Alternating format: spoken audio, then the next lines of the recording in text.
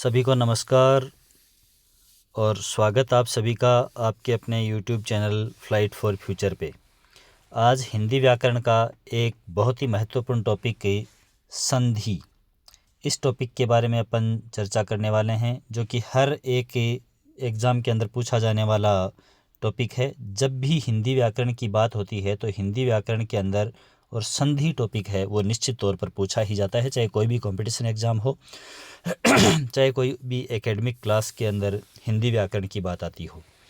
तो शुरू करते हैं आज का नया और बहुत ही महत्वपूर्ण टॉपिक संधि। वीडियो के ऊपर लगातार बने रहें, वीडियो को पूरा देखें और चैनल को सब्सक्राइब ज़रूर कर दें। लाइक करना, शेयर करना वीडियो को बिल्कुल भी नहीं भूलें। इतना सहयोग आप ज़रूर करें, इस बात को थोड़ा सा अमल में लाएं। चलिए बात करते हैं संधि टॉपिक की बिना किसी देर के।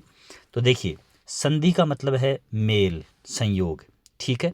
तो देखिएगा, हालांकि परिभाषा वगैरह है उससे कोई क्वेश्चन पूछा जाना नहीं होता है, लेकिन एक सामान्य जानकारी के लिए इसकी ज़रूरत होती है। बाकी क्वेश्चन है वो दो ही तरह से पूछे जाते हैं, दो क्या तीन तरह से पूछे जाते हैं। कि या तो मुख्य रूप से क्या होता है कि कोई शब्द दिया जाता है और उसका है वो विच्छेद करवाया जाता है, ठीक है। या फिर विच्छेद दिया हुआ होता है और उसकी संधि करवाई जाती है। दो तरीके तो ये हैं क्वेश्चन पूछने के। और तीसरा तरीका ये है कि कोई भी शब्द दे करके या उसका विच्छेद दे करके उसके अंदर संधि का नाम है वो पूछ लिया जाता है। तो ये तीन ही तरीके के क्वेश्चन हैं, वो किसी भी कंपटीशन एग्जाम के अंदर पूछे जाते हैं। चलिए बात करते हैं। तो संधि का जो शाब्दिक अर्थ है वो योग अथवा मेल है, यानी कि दो ध्वनियाँ होती हैं उनका मेल होता है और मेल से जो विकार या जो परिवर्तन उत्पन्न होता है वही संधि कहलाती है। तो दो ध्वनियों या दो वर्णों के मेल से होने वाले विकार, विकार मतलब परिवर्तन, ठीक है, यानी बदलाव, उसी को क्या कहेंगे? संधि कहेंगे। परिभाषा क्या रहेगी? तो जो अपन ने अभी पढ़ी यही परिभाषा है।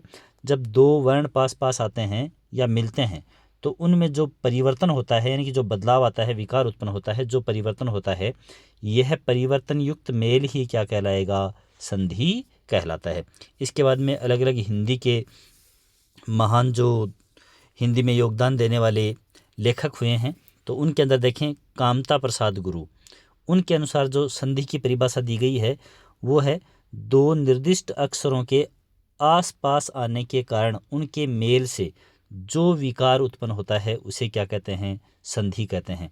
तो यह है एक जानी मानी परिभाषा कि अक्षरों या वर्णों के मेल के कारण उनमें होने वाला विकार है, उत्पन्न होने वाला विकार है, वो क्या कहलाता है? संधि कहलाता है। तो ये जनरल सी जानकारी है। इसके बाद में बात करते हैं अपन।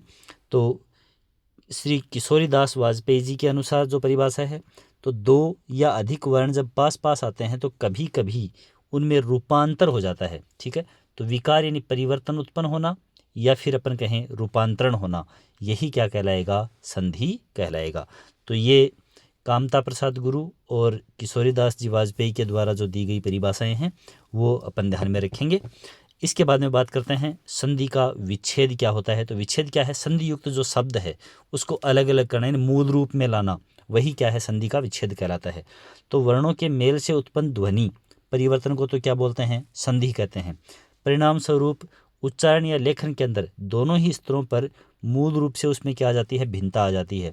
अतः उन वर्णों या ध्वनियों को पुनः मूल रूप में यानी कि अलग अलग करना, ठीक है। संयुक्त रूप से ध्वनि जब उच्चरित की जा रही है तब तो है वो संधि, और अलग अलग अगर उसका उच्चारण किया जा रहा है तो फिर वो क्या कहलाएगा? विच्छेद कहलाएगा। तो दो शब्द हैं, उन शब्दों के दो शब्दों में जो प्रथम शब्द है उसका अंतिम ध्वनि और जो दूसरा शब्द है उसकी प्रथम ध्वनि, उन वर्णों का क्या होगा? जब मेल होगा तो मेल से क्या बनेगा? संधि युक्त शब्द बनेगा। तो इनके संयोग से संधि युक्त शब्द बनना ये प्रक्रिया है, तो संधि करना, और संधि युक्त शब्द से अलग अलग वर्ण बन जाना, ये क्या है? विच्छेद है, ठीक है। जैसे यहाँ पर एक शब्द दिया हुआ है, दो शब्द दिए हुए हैं और उनके अंदर अंतिम और प्रथम वर्णों का मेल, जैसे महा, धन, ईस, महा प्लस ईस। तो इसके अंदर देखो अपन यूँ लिख सकते हैं। इसको किस तरह से लिखा जा सकता है? इन शब्दों को देखिए, महा शब्द है, इसको अगर अपन लिखें तो मह हलंत प्लस आ की ध्वनि आ रही है, ठीक है, और प्लस क्या है? ईस, इस प्रकार से है। तो ये अंतिम वर्ण और ये ई प्रथम वर्ण, इनके मेल से ए या आ के बाद में ई आ रहा है तो इसकी ध्वनि है वो किस में चली जाती है, ए के रूप में बदल जाती है। ठीक है, ए के रूप में, ए की मात्रा में बदल जाती है। ठीक है, गुण संधि के अंतर्गत ये आती है। आगे अपन संधियों के प्रकार भी देखेंगे। तो यहाँ देखिए, ये आ, महा का आ, और ये ई, ये किस में कन्वर्ट हो गए, ए में कन्वर्ट हो गए, और शब्द क्या बन गया, महेश बन गया। तो ये महेश है वो तो संधि युक्त शब्द है, और महा प्लस ईस ये दोनों क्या हैं, विच्छेद करने से बनने वाले शब्द हैं। ठीक है, तो यहाँ पर आ और ई दो वर्णों के मेल से जो विकार उत्पन्न हुआ, यानी ए की ध्वनि उत्पन्न हुई, और इससे क्या हुआ, संधि का जन्म हुआ, यानी कि संधि युक्त शब्द महेश बना। तो ये बात ध्यान में रखने वाली है। अब बात करते हैं कि जो संधि विच्छेद के लिए पुनः मूल रूप में इसको जब लिखेंगे शब्दों को, जैसे महेश है तो महा प्लस ईस बन गया, मनोबल है तो ये आपका विसर्ग संधि का मन है प्लस बल। ठीक है, तो विसर्ग के बाद में और मुख्य रूप से स्पर्श व्यंजन आता है कोई, जैसे बै यहाँ पर आ रहा है तो विसर्ग का क्या बन जाता है, ओ बन जाता है। ठीक है, तो मनोबल, इस प्रकार से ये तो हैं विच्छेद करने से बनने वाले शब्द, और ये मनोबल क्या है, संधि युक्त शब्द है। गणेश, गण प्लस ईस। ठीक है, तो यहाँ पर भी यही महेश वाली सी बात है। यहाँ महा प्लस ईस, आ के बाद में ई आया, ए बन गया। यहाँ ए के बाद ई आया, गण प्लस ईस, तो गण में अंतिम ध्वनि गण, ए की ध्वनि है प्लस ईस। ठीक है, तो ए बन गया, गणेश बन गया। तो ये हैं कुछ उदाहरण। इसके बाद में अलग अलग अपन 1 बाय 1 सभी संधियाँ और उनके प्रकार, उनके उदाहरण हैं वो देखेंगे। तो संधि के भेद, हिंदी के अंदर कितने प्रकार की संधि, हिंदी हो चाहे संस्कृत हो। एक बात और विशेष ध्यान रखने वाली है कि हिंदी की संधियों को जब अपन पढ़ लेंगे तो संस्कृत भाषा की रीट वाले जो विद्यार्थी हैं, अभ्यर्थी हैं, उनके लिए निश्चित तौर के ऊपर हिंदी और संस्कृत दोनों की संधियां हैं वो समान रूप से मायने रखती हैं। दोनों ही भाषाओं के अंदर ये पूछी जाती हैं, और एक दूसरे के अंदर कुछ एक शब्द ऐसे हैं जिनके अंदर विरोधाभास की स्थिति होती है, उनको अपने को स्पेशली ध्यान रख लेना होता है बस। ठीक है, बाकी हिंदी और संस्कृत दोनों की संधियाँ एक दूसरे का बहुत ही सहयोग करती हैं, दोनों में ही हेल्प होती है।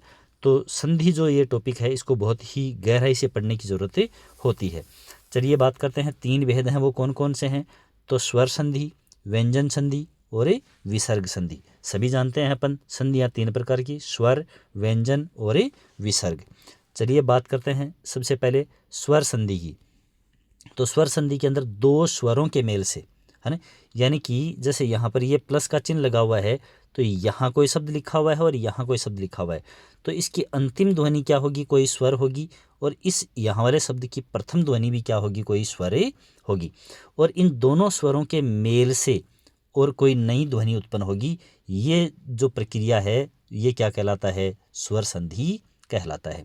ठीक है, तो स्वर संधि के यहाँ पर कितने भेद हैं, 5 भेद हैं। हिंदी के अंदर 5 प्रकार की होती है स्वर संधि, और संस्कृत के अंदर पूर्व रूप और प्ररूप संधियाँ हैं वो और जुड़ जाती हैं। ठीक है, तो इस प्रकार से मुख्य रूप से संस्कृत के अंदर संधियाँ हैं वो 8 प्रकार की भी मानी जाती हैं, लेकिन हिंदी के अंदर संधि, स्वर संधि है वो कितने प्रकार की होगी, 5 प्रकार की होगी, जिसके अंदर दीर्घ संधि है, गुण संधि है, यण है, दीर्घ, गण, दीर्घ, गुण, यण, अयादि और वृद्धि। इस प्रकार से 5 प्रकार की संधियां हैं वो रहेंगी, स्वर संधि के भेद रहेंगे 5। चलिए बात करते हैं अपन बहुत ही आसान सी, सबसे पहले बात करते हैं दीर्घ स्वर संधि। ठीक है, तो यहाँ पर अपने को ध्यान रखने वाली बात क्या है कि अपने पास में जो वर्ण हैं, स्वर हैं, मुख्य रूप से स्वरों की ही बात करेंगे, तो ए, ठीक है, और आ, इसके बाद में ई और ई, ये बड़ी ई हो गई, ऊ और ऊ, ये हैं। ठीक है, अब देखो ये तो हैं दीर्घ, आ, ई और ऊ, ये तो क्या है, दीर्घ वर्ण है। ठीक है, ये ए, ई और ऊ, ये क्या हैं, ह्रस्व स्वर हैं। ठीक है, अब देखिएगा ये चाहे दीर्घ स्वर हो, इधर अपन देख रहे हैं कि ये जो प्लस का चिन्ह लगाएंगे अपन यहाँ, इससे पहले ए हो चाहे आ हो, ई हो चाहे ई हो, ऊ हो चाहे ऊ हो, और इसके बाद भी चाहे ए हो चाहे आ हो, ई हो चाहे छोटी ई हो, चाहे छोटा ऊ हो चाहे बड़ा ऊ हो, है ना, यानी कि प्लस के दोनों तरफ कोई सा भी ए या आ हो, ई या ई हो, ठीक है, ऊ या ऊ हो, है ना, बनना क्या है, ए और आ के मेल से आ ही बनना है। छोटी ई और बड़ी ई, इनमें छोटी से बड़ी मिलती है, बड़ी से छोटी मिलती है, बड़ी से बड़ी मिलती है, छोटी से छोटी मिलती है। बननी क्या है? बड़ी ही ई बननी है। ऊ छोटा हो या बड़ा हो और छोटे या बड़े ऊ से किसी से भी मिलता है, बनना क्या है? बड़ा ऊ ही है। तो यहाँ पर दीर्घ स्वर का ही क्या होगा? निर्माण होगा। तो ये क्या कहलाएगी? दीर्घ स्वर संधि कहलाएगी। बस ये इतनी चीज़ अपने को ध्यान में रखनी है। ये तो है बात हिंदी की। संस्कृत के अंदर यहाँ पर दो जो चीज़ें हैं वो और चलती हैं। वो क्या है? एक तो है आपका री, ठीक है, और दूसरा है ली। ये भी यहाँ पर ह्रस्व और दीर्घ के रूप में और चलती हैं। तो यहाँ पर री प्लस री मिल करके और यूँ इस प्रकार से देखिए, ये री दो बार ये मोड़ आ जाती है ना।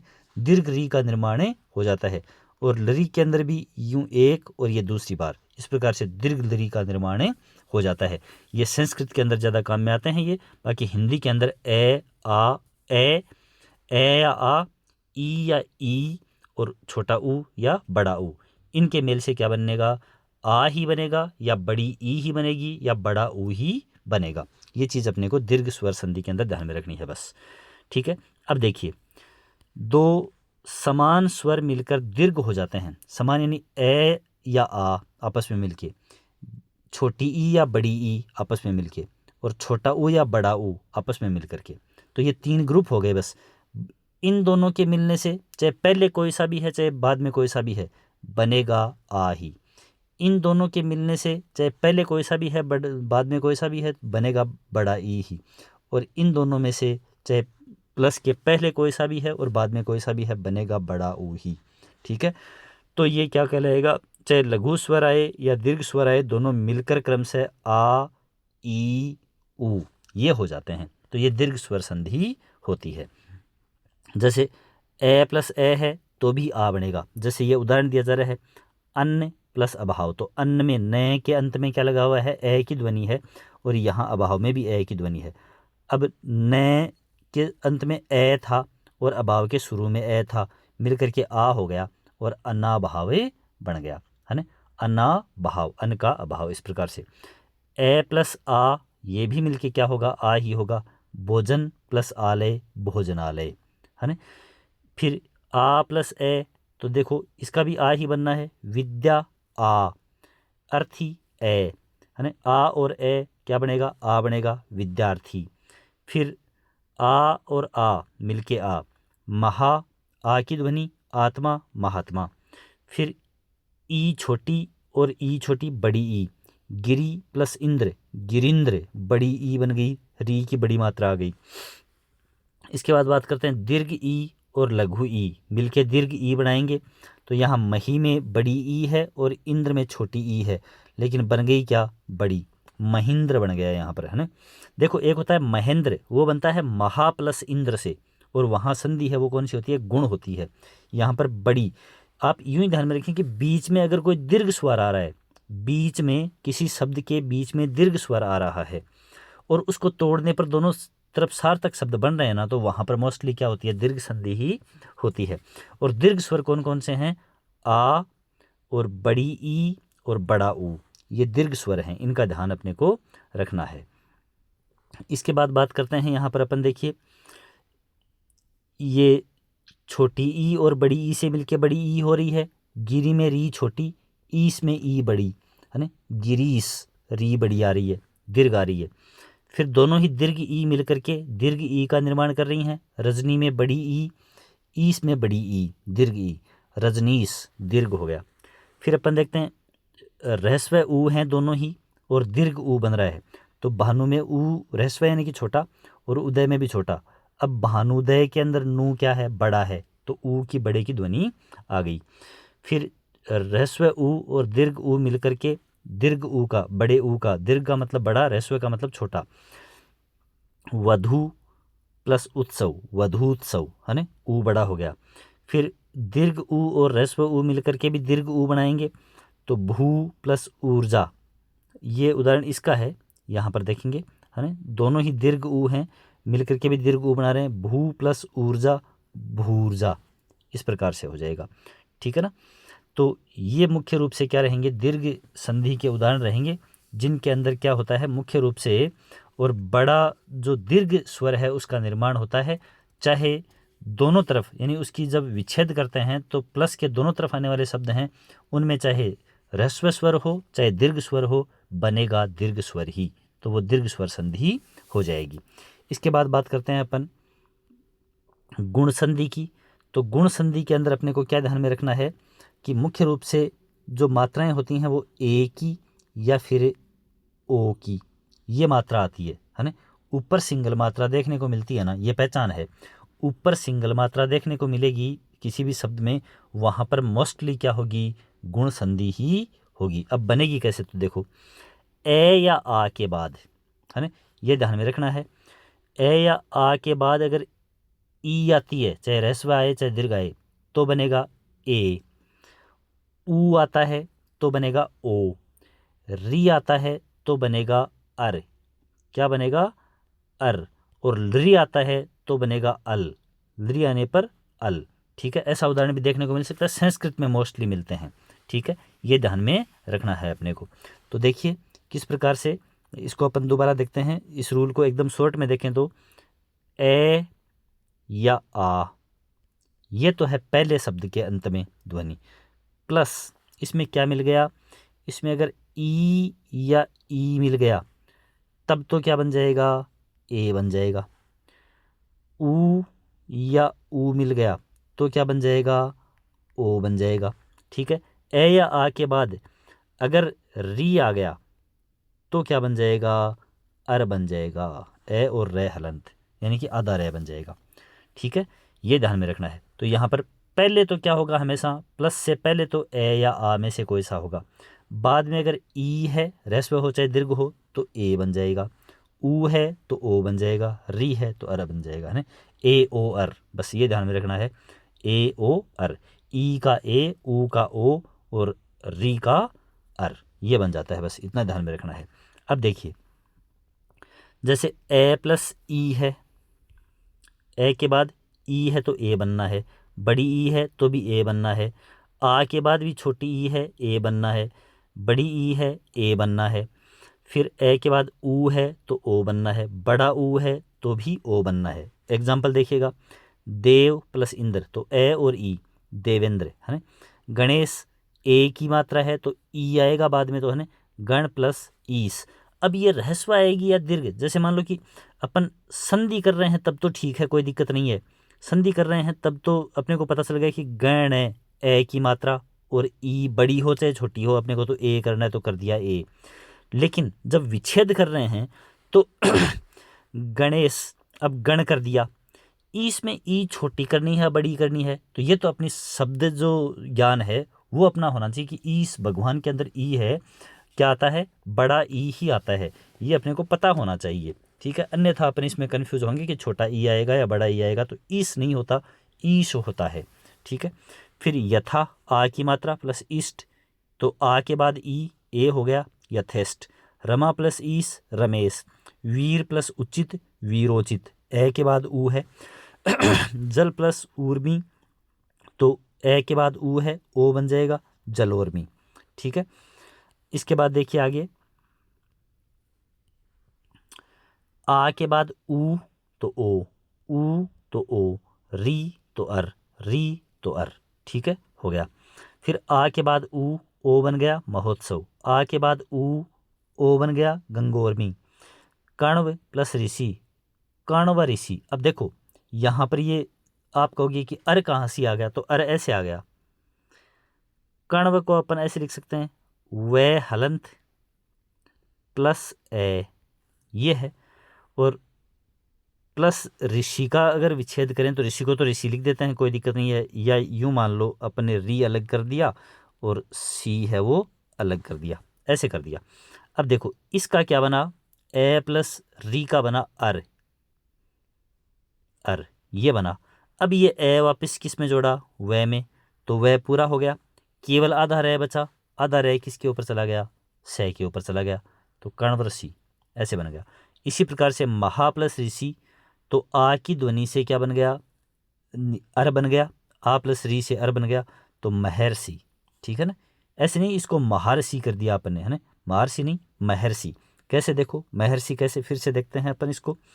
तो महा का विच्छेद करते हैं तो ऐसे कर दें, मह प्लस आ, ये हो गया महा का विच्छेद। इसके बाद में देखते हैं तो ये री और प्लस सी, ठीक है, ये हो गया। अब इससे क्या बनेगा, अर बनेगा। तो ये लीजिए अर। अब ये ए इसमें जुड़ा तो है कंप्लीट, पूरा हुआ कि नहीं हुआ, मैं है। फिर ये आधा रे हुआ, वो किसके ऊपर चला गया, सी के ऊपर ही। ये आधा रे था वो, सॉरी यहाँ पर ये सी जो था वो यूं सी था, आधा रे इसके ऊपर गया, तब ये क्या बन गया, महर्षि बन गया। तो इस प्रकार से महा प्लस ऋषि महर्षि शब्द हो गया। तो ये ध्यान में रखना है।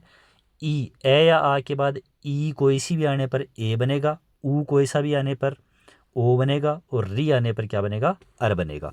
ये हो जाएगी अपनी मुख्य रूप से जो गुण संधि है ये। इसके बाद में बात करते हैं वृद्धि संधि की। वृद्धि संधि के अंदर एक ही पहचान ध्यान में रखनी है कि ऊपर क्या होती हैं, दो मात्राएं होती हैं, चाहे ऐ की हो चाहे औ की हो, है ना। दो मात्राएं शब्द के बीच में ऊपर आ रही हैं, वहाँ पर कौन सी संधि होती है, वृद्धि संधि होती है। और बनती कैसे है, देखो अपने को केवल एक ही ध्यान में रखना है कि ए या आ के बाद, है ना, देखिए ए या आ, इसके बाद में अगर ए आ जाए चाहे ऐ आ जाए, आपको क्या बनाना है, ऐ ही बनाना है, ऐ बनाना है ना। अब यहाँ पर ऐसे ऐ लिखने पर एक मात्रा ऊपर दिखती है, लेकिन जब भी अपन किसी शब्द के ऊपर लगाते हैं ऐ की मात्रा तो वहाँ दो मात्राएं होती हैं, ये ध्यान में रखने की बात है। चाहे ओ आता है इसके बाद में, चाहे औ आता है इसके बाद में, तो अपने को क्या बनाना है, यानी ए या आ के बाद में चाहे ओ आ जाए चाहे औ आ जाए तो क्या बन जाएगा, औ ही बन जाएगा, यानी कि मात्रा क्या आ जाएगी, औ की मात्रा आ जाएगी। इस प्रकार से अपन लिख देंगे इसको, जैसे ये औ की मात्रा हो गई यूँ, तो ऊपर दो मात्रा ऐ में भी और औ में भी, ऐसे हो जाएगी। चलिए देखिए बहुत ही आसान सी संधि है ये। ए के बाद ए आने पर भी ऐ आने पर भी ऐ, आ के बाद भी ए आने पर भी ऐ आने पर भी ऐ, ओ आने पर भी औ और औ आने पर भी औ।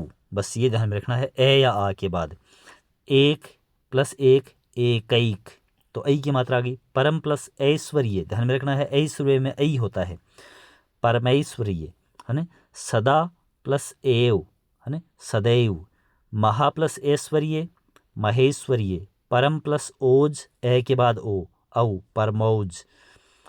महा प्लस ओजस्वी महोजस्वी। वन प्लस औषध वनौषध। महा प्लस औषध महोषध, ठीक है। इसको औषधि भी कर सकते हैं अपन, महा प्लस औषधि महोषधि, वन प्लस औषधि वनौषधि, है ना। इस प्रकार से औ की मात्रा, ठीक है। तो ये ध्यान में रखना है वृद्धि संधि, बहुत ही आसान सी। इसके बाद में बात करते हैं अपन यण संधि की।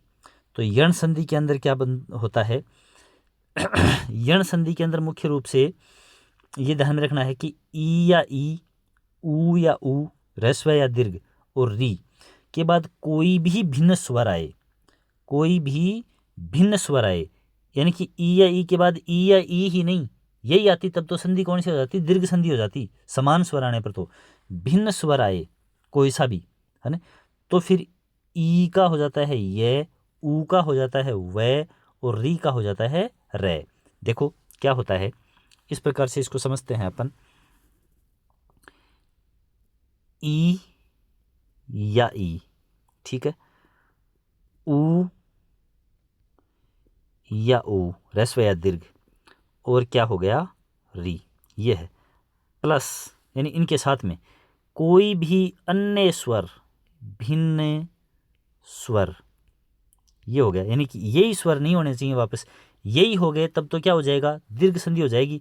ई के बाद ई ही आ गया तो बड़ी ई हो जाएगी, ऊ के बाद ऊ आ गया तो बड़ा ऊ हो जाएगा, री के बाद री आ गया तो बड़ी री हो जाएगी, दीर्घ री हो जाएगी। ऐसे भिन्न स्वर आ गया तो इसका तो बन जाएगा वै, ई का तो वै, ऊ का ये, और री का रे, बस, है ना। तो ये यहाँ पर क्या हो जाएगी, यण संधि होगी। लृ के बाद भी होता है तो लय बन जाता है, हलंत लय बनता है, लेकिन वो संस्कृत के अंदर शब्द हैं वो ज़्यादा काम में आते हैं।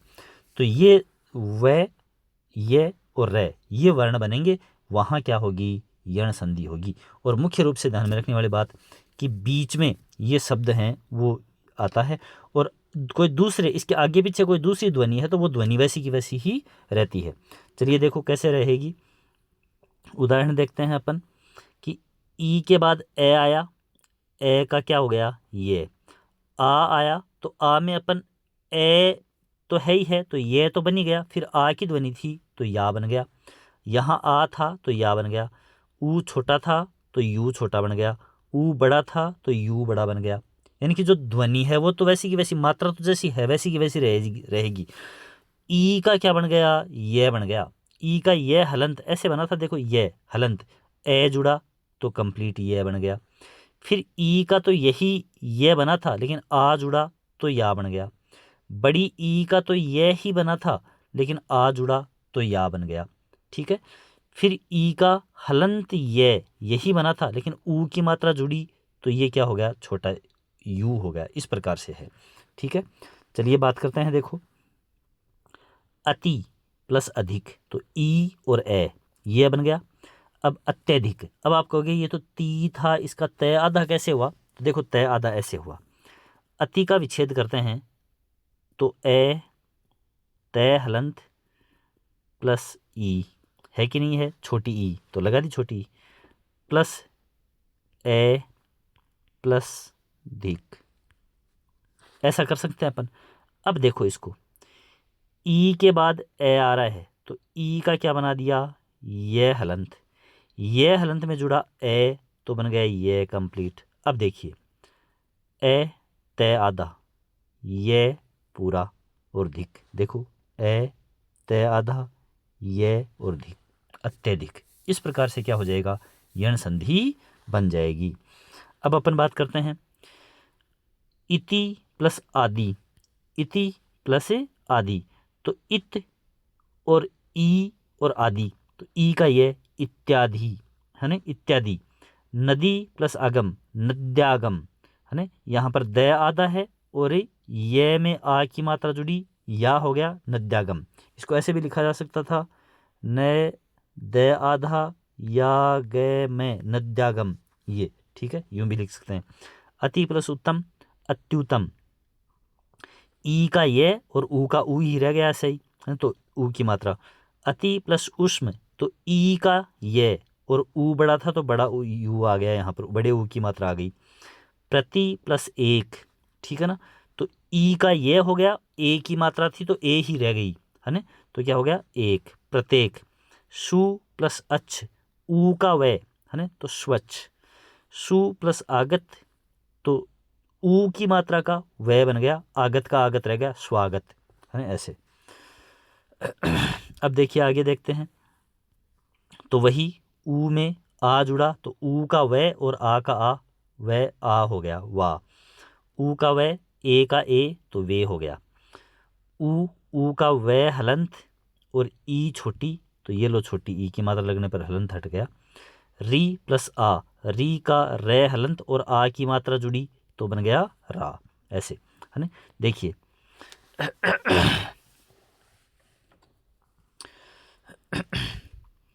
सु प्लस आगत, अनु प्लस ऐषण, तो ऊ का वह हो गया अन्वेषण, अन्वेषण। अनु प्लस इति, अन्विति है ना। ए न आधा, ऊ का वह और ई ऐसी कैसी, अन्विति। फिर देखो पितृ प्लस आज्ञा, तो देखो इसको ऐसे लिख सकते हैं ना अपन, पी तय हलंत, पित प्लस री, ये लो री प्लस आज्ञा, आज्ञा यही तो है शब्द, तय हलंत है तो यहाँ री का क्या बना, रे बना, रे और रे में आ जुड़ा रा है ना, और ये क्या हो गया। अब इसमें आधा तय है, यहाँ पर पी और तय आधा है तो इसको अपन ऐसे लिख सकते हैं त्रा है ना, जिसमें तय आधा और रे ही तो होता है, ठीक है ना, तो पित्राज्ञा। इस प्रकार से पितृ प्लस आज्ञा, पित्राज्ञा, ठीक है, यूं हो जाएगा। ये अपनी संधि है वो कौन सी हो जाएगी, मुख्य रूप से यण संधि हो जाएगी। इसके बाद बात करते हैं अपन अयादी संधि की। ठीक है, तो अयादी संधि के अंदर देखो अयादी ए, बस ये ध्यान में रखना है अपने को, है ना।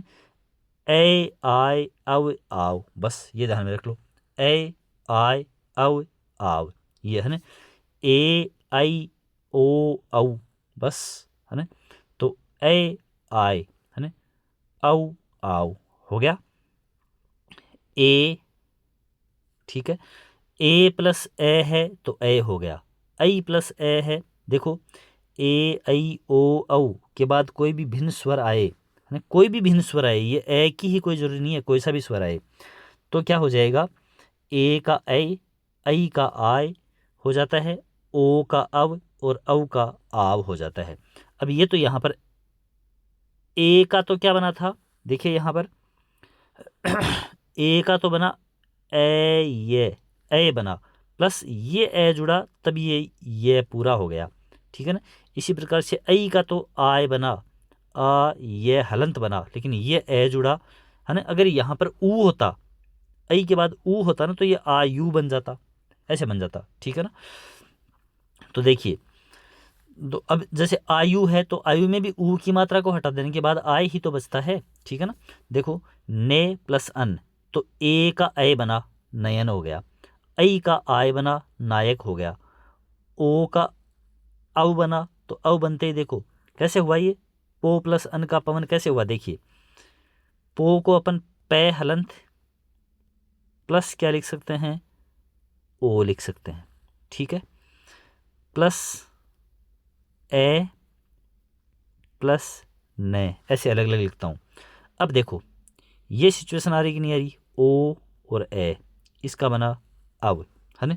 तो देखो अव, अब देखो इस पे इनका क्या बन गया, अव बन गया।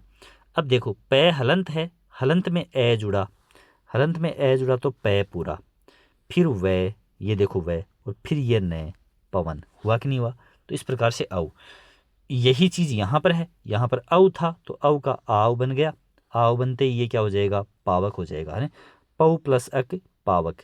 तो इस प्रकार से ये क्या होती है, अयादी संधि आपकी कंप्लीट होती है। और इसी प्रकार से स्वर संधि जो है वो अपनी संपूर्ण हुई, जिसके अंदर अपन ने मुख्य रूप से जो दीर्घ संधि है, गुण संधि है, दीर्घ गुण यण वृद्धि और अयादी, पांचों प्रकार की संधियां जो हैं वो देखी स्वर संधि के अंदर। स्वर संधि के 5 भेद होते हैं और बहुत ही आसान से एग्जाम्पल हैं वो काफ़ी सारे और भी कहीं से भी सोल्व किए जा सकते हैं, लेकिन जो कंसेप्ट हैं वो इनके इतने ही हैं और इनसे बहुत ही आसानी से अपन जो संधि है उसको कंप्लीट कर सकते हैं। प्रैक्टिस करने पर नियम जो हैं उनको रटने की आवश्यकता ही नहीं है, ऑटोमेटिक जब अपन खूब सारे एग्जाम्पल्स को पढ़ेंगे ना तो ऑटोमेटिक ये जो रूल हैं वो याद रहने लग जाएंगे। नियम है, देखो पहले नियम और बाद में क्या आएगा, एग्जाम्पल आएगा। ऐसा अगर दिया जाता है तो जो विधि होगी वो कौन सी होगी, निगमन विधि होगी, है ना। अगर अपन मुख्य रूप से टीचिंग मेथड्स पढ़ें तो निगमन विधि होगी, नियम पहले बताया जाएगा और बाद में उदाहरण आएगा। लेकिन बहुत ही आसान विधि होती है आगमन विधि, आगमन विधि के अंदर पहले उदाहरण देकर नियम बनाए जाते हैं। तो यदि अपन यहाँ पर उदाहरणों को देख लेंगे, उदाहरण खूब सारे सोल्व करेंगे तो सोल्व करने के बाद में नियम ऑटोमेटिक अपनी जुबान के ऊपर ही हो जाएंगे, नियम को रटने की आवश्यकता ही नहीं है। तो बने रहिएगा लगातार वीडियोज़ के ऊपर, और चैनल के ऊपर अपना स्नेह है वो निश्चित तौर पर बनाएं, और इसी प्रकार से लगातार वीडियोज़ हैं वो आपको मिलते रहेंगे। अलग अलग तरह के सब्जेक्ट हैं उनके वीडियोज़ भी आपको मिलेंगे। तब तक लगातार जो भी वीडियो उपलब्ध करवाए जाते हैं वो देखें और अपनी तैयारी है उसको लगातार तेज़ करने के प्रयास में रहें। इन्हीं शुभकामनाओं के साथ, इन्हीं उम्मीदों के साथ में मिलते हैं फिर से। धन्यवाद।